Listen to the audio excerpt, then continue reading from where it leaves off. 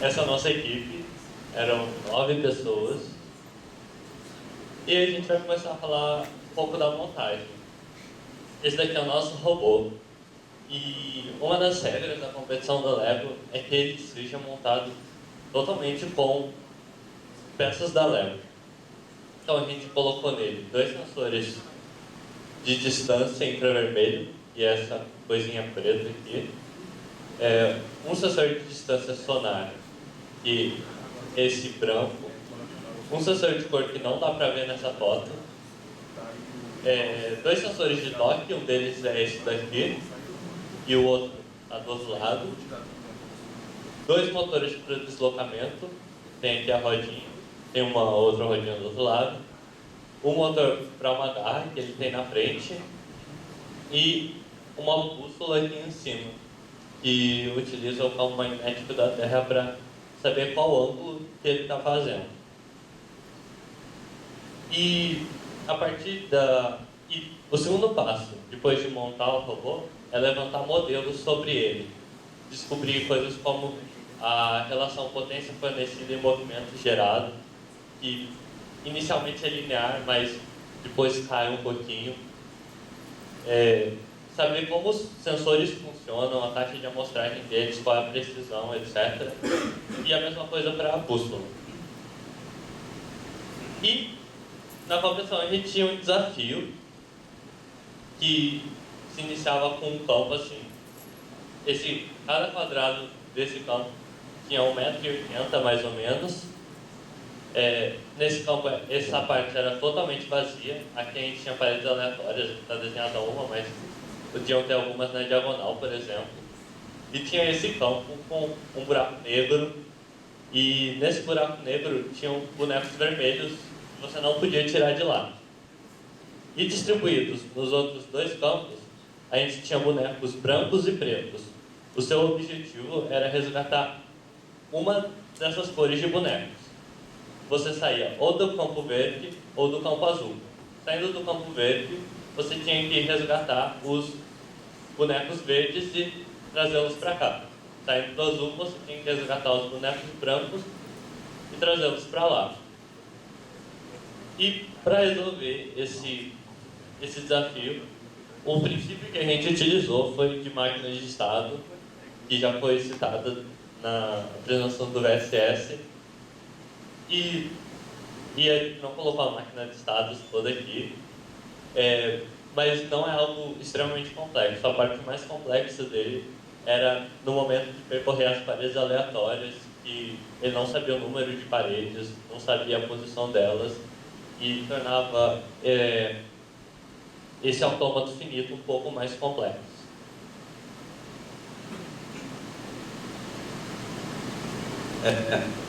Na parte de controle, a gente atuou no problema do seguidor de parede. Ele tinha que seguir a parede paralelamente, óbvio, e a gente pré-determinou a distância ideal, dado a distribuição de boneco nos campos. Essas são as equações que regiam o problema do robô. A gente continha as informações da bússola e do sensor de distância para a parede. Com isso, a gente conseguiu fechar a malha realimentando, tanto a distância quanto o ângulo que ele estava.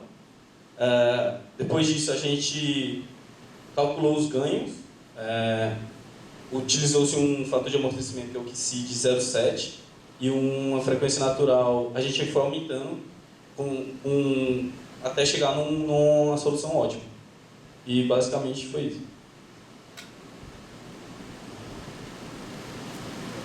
Bom, eu vou falar um pouquinho sobre a localização, né?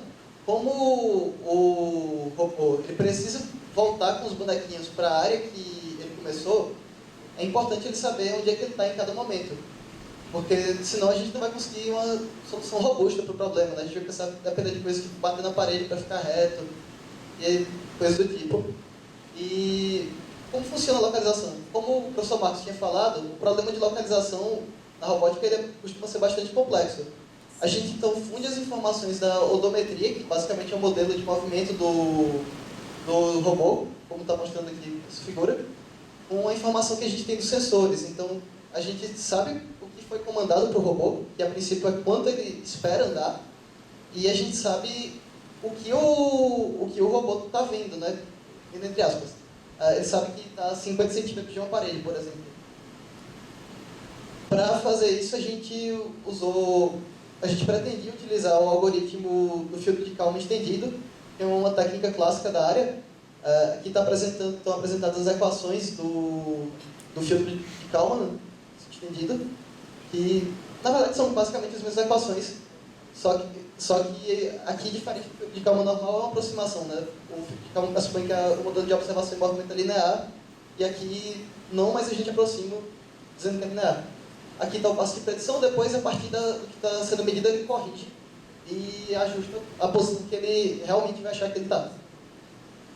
Bom, só que a gente teve um problema.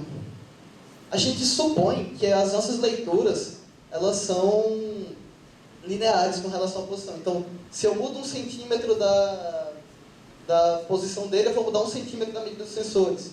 É esse tipo de coisa que a gente pressupõe. Só que, como está mostrando esse gráfico aqui, o nosso sinal, não só ele é descontínuo, ele é não linear, como ele tem descontinuidades. Então, por exemplo, ele está aqui, vamos dizer, 20 centímetros de uma parede, de repente ele dá um salto para mais de 1 metro, porque agora ele não está vendo a mesma parede que ele estava vendo antes. Aquela parede acaba e ele vê uma parede que estava atrás antes. E isso é muito ruim. Aqui está o nosso resultado em simulação para a localização, e esses gráficos representam erro. Então, vocês estão vendo que com pouco tempo, 200 iterações com um passo de 50 amostragens por segundo, ele já está errando a própria posição por 20 e poucos centímetros. Então, realmente muito ruim. Então, para corrigir isso, a gente introduziu algumas heurísticas no filtro, de forma a modificar as equações. Aqui, primeiro, o filtro precisa ter um modelo da distribuição de erro do sensor, da covariância.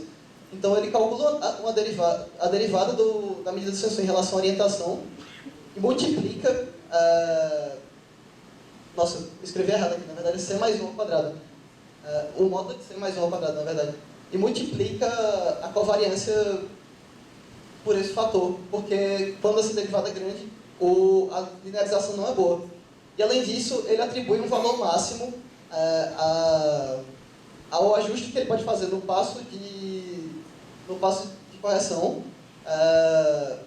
para um valor máximo, e quando ultrapassa aquele valor máximo, ele decai exponencialmente esse valor. Então, por exemplo, se ele achar que ele mudou de posição 1 metro de um ciclo para o outro, ele vai considerar isso absurdo e vai mudar quase nada, na verdade. Ele vai estabilizar ali mais ou menos para o que o modelo de movimento dizia.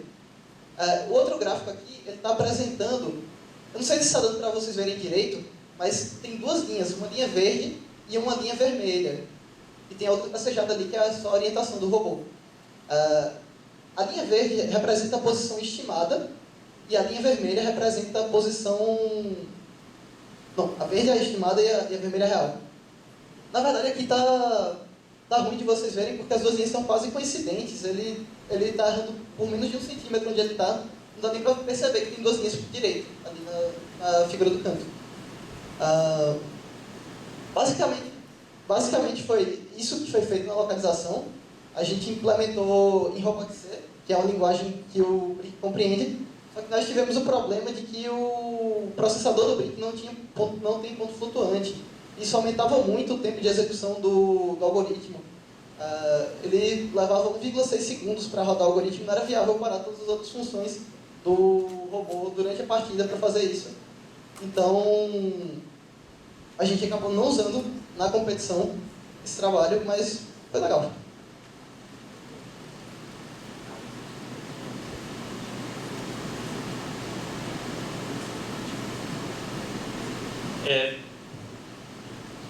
Então, depois de ter desenvolvido o projeto e tentado a localização, tendo conseguido com sucesso aplicar controle, chegando na competição, a gente meio que esbarrou em algo que foge um pouco à engenharia, que a competição dava barreiras que nos faziam fugir de técnicas como controle e filtragem. Uma das coisas que aconteceram foi que a bússola parou de funcionar porque lá havia muitos fios grossos passando corrente elétrica e dava interferência e a gente não conseguia mais controlar satisfatoriamente o robô. Um outro problema é que na hora lá, meio que na véspera da competição, eles acabaram mudando algumas regras, remudando, o que deu certas brechas para as equipes simplesmente fazerem códigos heurísticos. Então, a maioria das equipes chegava, media o campo e falava, segue 1 metro e depois vira. E isso foge muito à engenharia. E também pode isso foge à proposta da Ethan Androids de inovar com engenharia, com projetos que utilizem não só matérias que a gente aprende no ITA, mas que a gente pode aprender na iniciativa e aplicar eles, coisas que a gente pode aplicar depois que sair da faculdade. E por causa disso, ano que vem a gente não vai mais focar em projetos da Lego, a gente vai manter apenas as outras 4 categorias, e a Lego vai ser meio que descontinuada por causa da falta de engenharia que tem nela. E para a Lego é isso. Vocês têm alguma pergunta?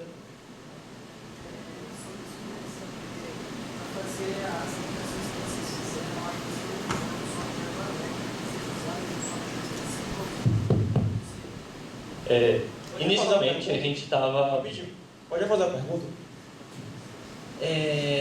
Eu gostaria de saber que vocês fizeram todas essas aplicações. Eu acho que não dava para fazer isso no software da Lego. Então eu queria saber em qual software vocês fizeram isso.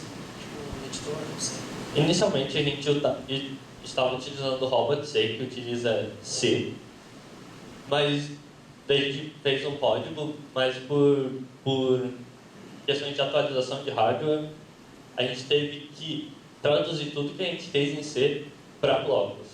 Foi horrível, principalmente a parte de controle. Passar para blocos não é um negócio simples. Fazer em blocos um controle. A filtragem a gente não conseguiu passar para blocos, ficou em RobotSay mesmo, né? Mas foi a parte que a gente não conseguiu passar para o robô. Mas no final a gente meio que foi obrigado, mesmo não querendo, a utilizar o software da Lego.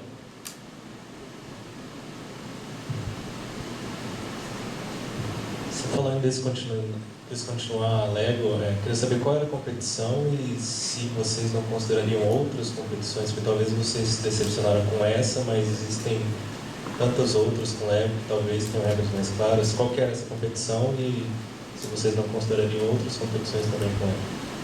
Essa competição era a CBR, a LAR, que é a principal competição que a gente participa. A gente participa de outras, mas que não envolvem a Lego.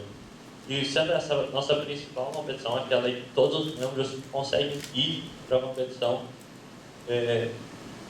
seria mais interessante de participar, mas ainda assim foge a visão da iniciativa. Por isso não é tão interessante, por mais que possa haver outras competições da Lego.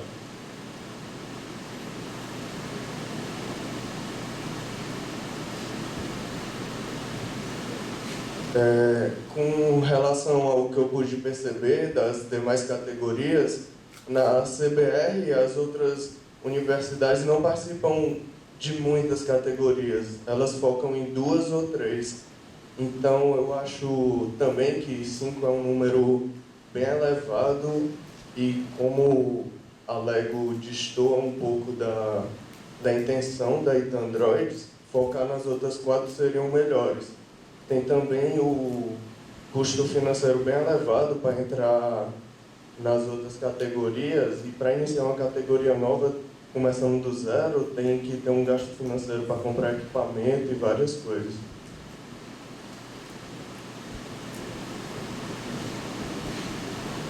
Então eu vou encerrar a apresentação, o workshop como um todo, só reforçando que nós somos uma iniciativa que ainda quer crescer bastante, ela quer mais apoio, ela quer desenvolver mais seus membros, quer preparar eles melhor para o ramo de engenharia. E se vocês se interessaram por alguma categoria especificamente, ou pela ideia da iniciativa e quiser saber mais, podem entrar em contato com o Marcos por esse e-mail, ou quem conhece ele pode conversar com ele, e ele vai explicar mais sobre a iniciativa e tirar essas dúvidas. E eu espero também que vocês tenham gostado e que pelo menos tenham se motivado um pouco com isso. Obrigado.